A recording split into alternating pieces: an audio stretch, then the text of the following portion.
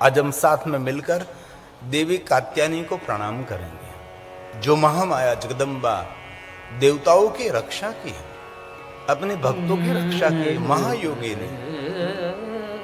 देवताओं के हित के लिए बहुत सारी देवियों ने बड़े बड़े युद्ध खेले हैं। इसलिए आज कथा का छठा दिन है और चैत्री नवरात्रि का भी छठा दिन है। तो आइए भाव से और आदर के साथ माता कात्यायनी को प्रणाम करें। मैं रोज नित्य कथा के प्रारंभ में थोड़ा सा देवी के बारे में, जो शिव महापड़ अंतर्गत है, तो आपको कुछ कहने का प्रयास करता हूँ। शिव महापड़ कथा तो है ही हमारे पास, इसलिए भाव से और आदर के साथ हे देवी कात्यायनी।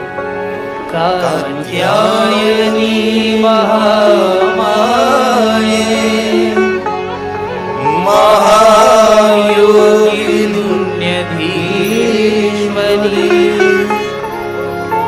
नंदगोप सुतं देवी पति में कुरुते नमः पति में कुरुते नमः। माता भवानी कात्यायनी को प्रणाम करते हैं। और पहले दिन से मैं कहता आया हूँ कि जैसे 12 ज्योतिर्लिंग को याद करते, जैसे द्वादश गणेश जी को याद करते, वैसे हमारे सबके लिए नव दुर्गा की विशेष महिमा है। जैसे शंकर जी के 108 नाम है, वैसे भवानी के भी 108 नाम की महिमा है। सभी देवताओं के 108 नाम रहे हैं। भगवान शंकर जी के, भगवान विष्णु जी के, सभी देवी देवताओं के अलग अलग नामों की महिमा है।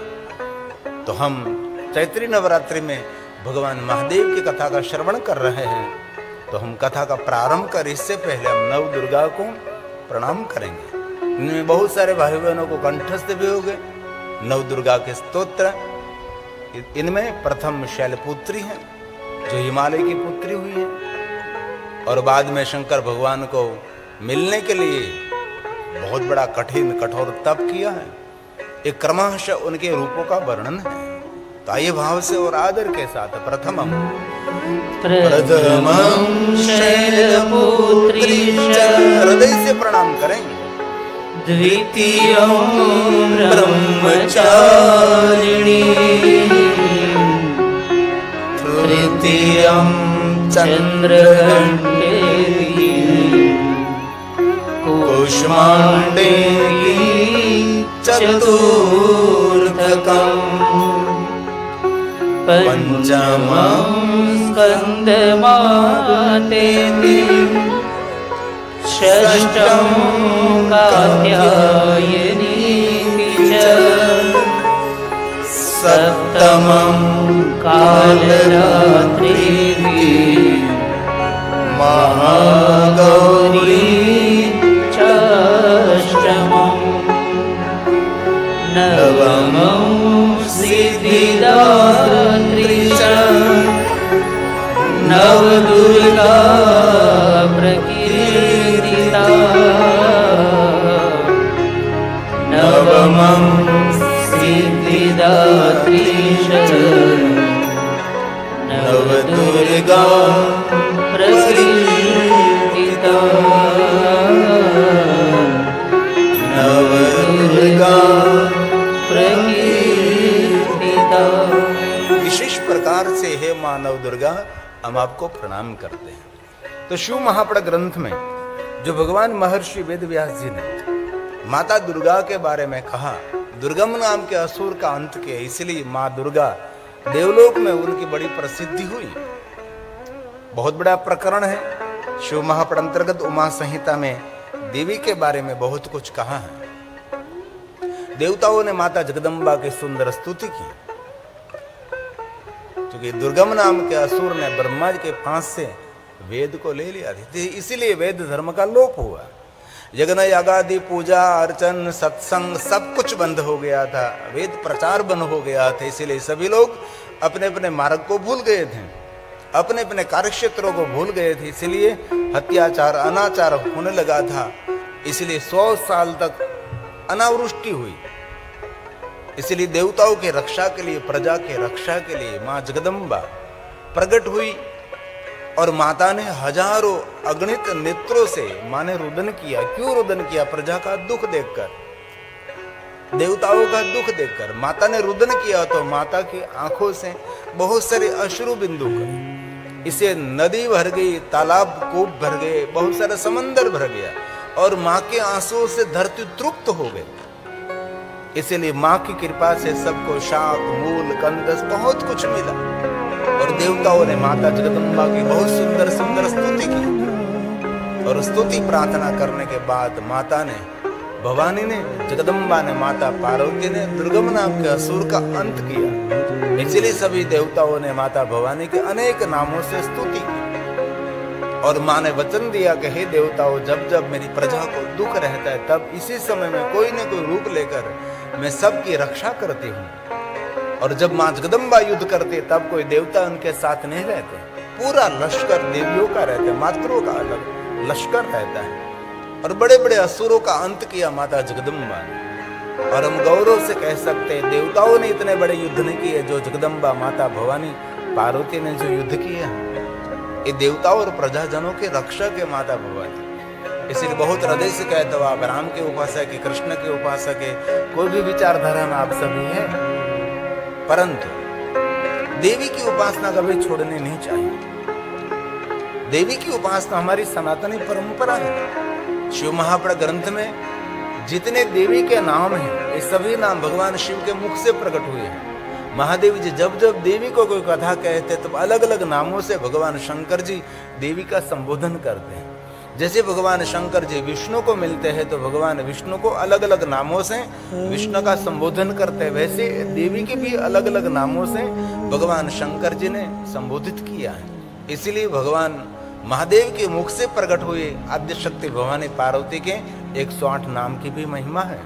आज देवी सभी देवताओं को कह रही है, स्वयं देवी बोल रहे हैं कि हे देवगणों, जिस प्रकार अपने बछड़ों को देखकर गाय माता शीघ्र ही व्यग्र होकर दौड़ती दौड़ती अपने बछड़े के पास आती हैं, आप लोगों को देखकर मैं व्यग्र होकर मैं दौड़ते दौड़ते आपके पास आती हूँ। और इसी बहुत सारी कथा हमने श्रवण भी की है और पठन भी किया है। कोई भी देवताओं ने, कोई भी प्रजाजनों, ऋषि मुनियों ने जब देवी को पुकारा तो देवी बहुत इंतजार नहीं करती, इसी समय देवी का प्रागट्य रहता है। जैसे गाय माता अपने बछड़े को देखकर गाय माता को कोई रोक नहीं सकते। आपने गांव में देखा होगा गाय माता सुबह से लेकर शाम तक घास खाने के लिए जंगल में जाते, शाम तक जो आते हैं तब इतनी दौड़ती दौड़ती आती है। और कितने बछड़े हो लेकिन अपने अपने बछड़े को गाय पहचान लेती है, एक विशेषता है गायों में। और गाय माता को शाम तक धोना है तो बहुत सारे बछड़े को छोड़ो आप, तो हर बछड़ा अपनी माता को पहचान लेता है। क्या ईश्वर की लीला, क्या अद्भुत है। उनको कौन सिखाने के लिए गए कि यही तेरी माता है। सभी बछड़े तो एक समान रखते, एक सरखे लगते हैं, तो भी गाय अपने बच्चे को संभाल लेती है और बच्चा अपने गाय माता को मिल लेता है। एक सबसे बड़ा ऐश्वर्यिक चमत्कार है हो। हमारे जैसा व्यक्ति को चमत्कार की बातें करे सब झूठ हैं, लेकिन ऐश्वर्य कोई चमत्कार है, उनको चमत्कार मानना चाहिए। क्या भगवान ने अद्भुत लीला की है। छोटा सा एक बछड़ा अन्य कोई गाय के पास नहीं जाता, ये गाय का बच्चा जो उनकी मां है उनके पास से पहुंचेगी, उनको चमत्कार कहते हैं। हम कुछ दिखाए उसको चमत्कार थोड़ा कहा जाता है। मनुष्य को चमत्कार दिखाई नहीं सकता, मनुष्य आविष्कार कर सकता है, चमत्कार नहीं कर सकता। इसीलिए चमत्कारों से दूर रहे, चमत्कारों का अभिवंदन न करे। आविष्कार किसी ने किया है, आविष्कार मतलब किसी ने लाइट का संशोधन किया, किसी ने टेलीविजन का संशोधन किया, किसी ने माइक का संशोधन किया, किसी ने ट्रेन का, किसी ने कार का, किसी ने विमान का, जहाज का, ये मोबाइल फोन का, ये सभी आविष्कार कहे जाते हैं। आविष्कार का सम्मान करे, चमत्कारों का सम्मान करने की कोई जरूरत नहीं है। इसलिए माता भवानी ने सभी देवताओं को कहा है कि देवताओं, मैं आपको देखकर दौड़ते दौड़ते आपके पास आती हूँ। इसलिए देव की उपासना कठिन है, महादेव की उपासना इससे भी सरल है, और महादेव से सरल कोई उपासना है तो जगदम्बा आद्य शक्ति की उपासना है। महादेव तो थोड़ा सा भी कठोर रहते हैं कभी कभी, लेकिन देवी कभी कठोर नहीं रहती। जैसे हर भी माँ अपने बच्चों को देखकर माँ पिघल जाती है, वैसे ही देवी अपने प्रजाजनों, अपने साधक को देखकर जल्दी प्रसन्न रहती है। देवता प्रसन्न होने में देर लगती है और महादेव प्रसन्न होने में इतनी देर नहीं लगती। और महादेवी को प्रसन्न करना बहुत सरल है, क्योंकि माँ है, वात्सल्य का धाम है, प्रेम का निज धाम है, वो माँ है। इसलिए स्वयं माँ भवानी ये श्लोक गा रहे हैं। और शिव महापड़ ग्रंथ का है, वत्सान् दृष्ट्वा यथा गावो, जैसे गाय माता अपने बछड़े को देखकर व्यग्र हो जाती है, व्यग्रा धावन्ति सत्वरं, सत्वरम वहां पहुंच जाती है। धावन्ती दौड़ती दौड़ती माँ गाय माता अपने बच्चे के पास पहुंचती है। भगवान स्वयं व्यास जी की रचना है और स्वयं देवी बोल रहे हैं, तथैव भवतो दृष्ट्वा भावामि व्याकुला सती, भावामि व्याकुला सती। व्याकुला सती, व्याकुल होकर माता भवानी अपने देवताओं की रक्षा के लिए, अपने प्रजाजनों की रक्षा के लिए माँ दौड़ती। इसीलिए कभी कभी देवी की उपासना विशेष प्रकार से करनी चाहिए। हमारे शिवालय में शिव जी अकेले नहीं है, भगवान शिव जी के साथ माता भवानी सुंदर ऊंचा आसन लेकर माँ भवानी विराजमान है। और स्वयं देवी कहती हैं, मैं आप लोगों को संतान मानती हूँ। सभी देवताओं को कहा माँ जगदम्बा भवानी ने, हे देवताओं, आप सब लोगों को मैं मेरे संतान मानती हूँ, संतान के समान मैं आपके प्रति दिव्य मान रहती हूँ। किंतु जब नहीं देखती तब मैं एक एक क्षण एक एक युग के बराबर मेरा बीतता है। इसीलिए निरंतर हे देवताओं, मेरे साधकों को मैं देखती रहती हूँ। आप लोगों के लिए अपने प्राणों का भी न्योछावर करना मेरे लिए ये सरल है। जो देवी की उपासना के, जो देवी की उपासना करता है, उनके लिए माँ जगदम्बा बोल रहे कि हे देवता, हे प्रजाजन, हे मेरे साधक, जैसे माँ अपने बच्चे पर वात्सल्य रखते, ऐसा वात्सल्य मेरे साधक पर मैं रखती हूँ। और कभी अवसर आने पर आपके दुखों को दूर करने के लिए माँ भवानी जगदम्बा ने कहा, कभी मेरे प्राणों को भी न्योछावर करना पड़े तो अभी मैं कर सकती हूँ। इतनी माँ दयालु है। इसलिए हर भाइयों बहनों सबको हमारी प्रार्थना है, देवी की उपासना विशेष प्रकार से करनी चाहिए। सिर्फ देवताओं की उपासना, सिर्फ राम की उपासना, सिर्फ कृष्ण की उपासना जरूरी आवश्यक है, लेकिन उनके साथ साथ देवी की उपासना हमारी सनातनी परंपरा है। इसलिए माँ जगदम्बा ने सभी देवताओं को कहा है, मम युष्मान् पश्यन्ताम मतलब देखती रहती हूँ। और कभी मेरे साधकों को मैं देखती नहीं, कभी मेरे प्रजाजनों को मैं देखती नहीं थी तो मैं व्याकुल उठती हूँ। मैं आपको देखकर तृप्त हो जाती हूँ। और माँ जगदम्बा इनके साधक को देखकर माँ अपना वात्सल्य प्रकट करती है। जब अपने साधक को देख नहीं सकती, अपने प्रजाजन, अपने देवताओं को देख नहीं सकती, तब एक एक क्षण माँ भवानी के लिए एक ही युग के समान रहता है। इतनी माँ जगदम्बा हम सबका प्रेम करते, हम सबका आदर करते हैं। जो हमारी माँ हम सबको प्यार नहीं करती, उससे भी ज्यादा जगदम्बा हमारे सबके लिए करुणामयी है। वास्तव में मेरे संसार में देखे तो श्रेष्ठ बात हर व्यक्ति को याद रखनी चाहिए। दुनिया में जो हमारी जनता है, जिन्होंने हमको जन्म दिया, वो हमारी माँ है। और हमारी माँ के बढ़कर दुनिया में कोई नहीं है। जिन्होंने हमने जन्म दिया, पाला पोसा, 9 महीने तक जिनके पेट में रहे हैं हम, वो मेरी जन्मदाता जो दात्री है, हमारी माँ है। उनसे ऊपरी दुनिया में हमारे लिए कोई नहीं। हमारी माँ की जो माँ है, उनको भी माँ नहीं कहते, उनको भी नानी कहते हैं।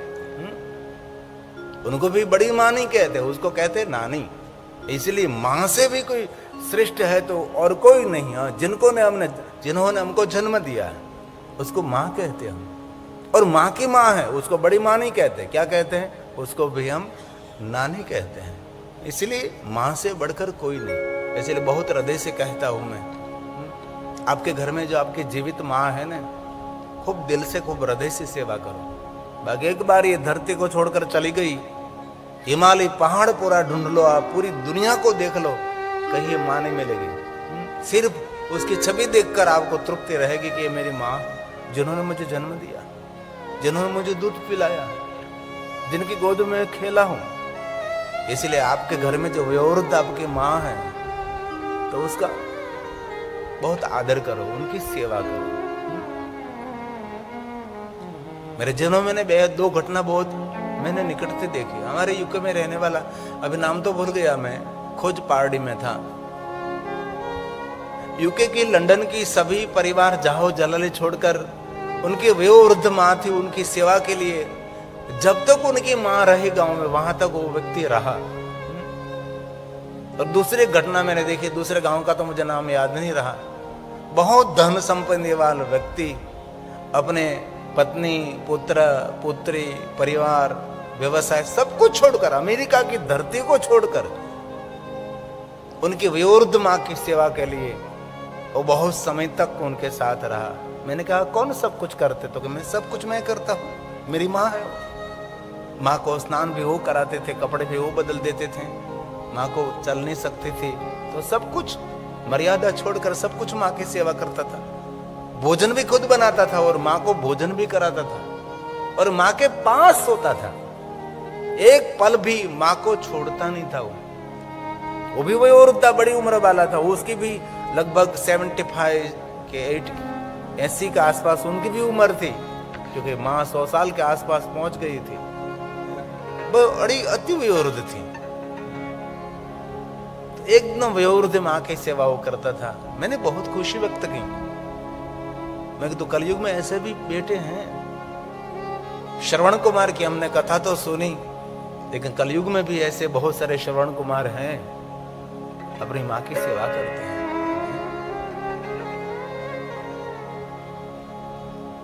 इसलिए आपके घर में जो आपकी जीवित माँ है, तो कथा में से छोटी बात ले लीजिए। कोई देवी देवता हो तो अपनी मूर्ति में से आपको आशीर्वाद दे ना दे मुझे पता नहीं, लेकिन आपके घर में जो जीवित माँ है ना, इनके मुख में से एक बार आशीर्वाद निकल गया ना, दुनिया में आपका कोई बाल भी बांका नहीं कर सकेगा, आपको कोई रोक नहीं सकेगा। इसलिए चैत्री नवरात्रि निमित्त हम सब संकल्प करें, हमारी माता को हम प्रसन्न रखेंगे। और बहनों को हमारे हृदय से हमारी प्रार्थना भी है, आपके पति को उनकी मां से अलग ना करें। एक छोटी बात है लेकिन बहुत हृदय से मैं कहता हूं। बहुत समय पहले हम दृष्टांत देते थे। एक बार पति पत्नी और एक छोटा सा बेटा कोई मेले में गया, तो मेले में इतनी भीड़भाड़ थी, तो मां से छोटा सा बच्चा अलग हो गया।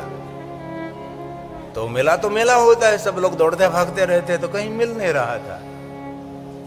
मेरा छोटा सा बच्चा कहाँ गया, मिल नहीं रहा। जोर जोर से रुदन करने, 1 घंटा बीत गया, 2 घंटे बीत गए।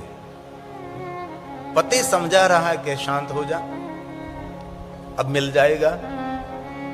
पुलिस में भी कह दिया, सब लोग उनके शोध कर रहे, कहीं ना कहीं मिल जाएगा, शांत हो जा, तू शांत हो जा। 3 घंटे बीत गए, बहुत रोई, बहुत रोई, बहुत रोई, रो रो कर आंख में से आंसू भी निकलना बंद हो गई, इतनी रोई, इतनी रोई। मेरा बच्चा कहाँ गया, मेरा बच्चा कहाँ गया।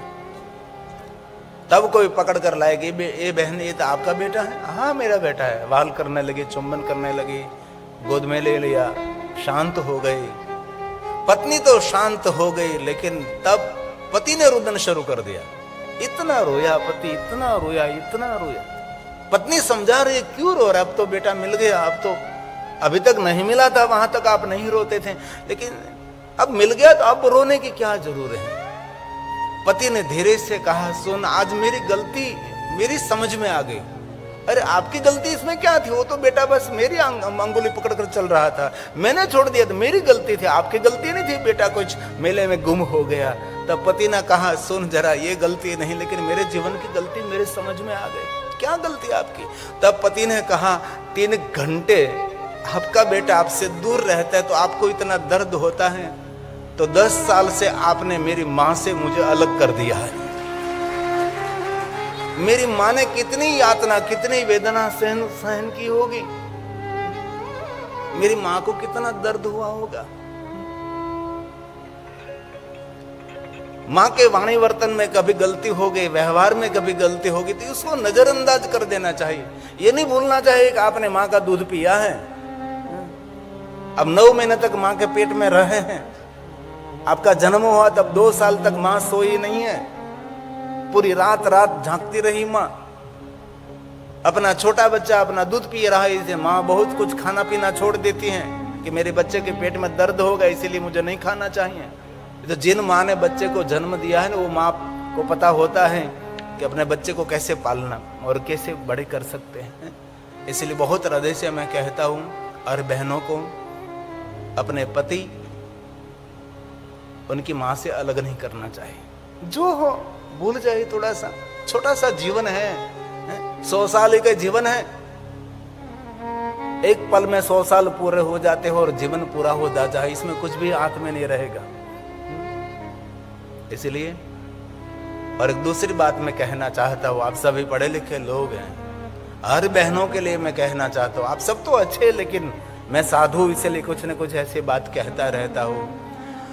आपका बेटा श्रवण कुमार बनना चाहते हैं और आप बनाना चाहते हैं कि मेरा बेटा श्रवण कुमार बने, हर माँ चाहती है ना कि मेरा बेटा श्रवण कुमार बने। आपके बेटे को श्रवण कुमार बनाना चाहते हैं तो आपके पति को श्रवण कुमार बनने दीजिए, तो आपका बेटा श्रवण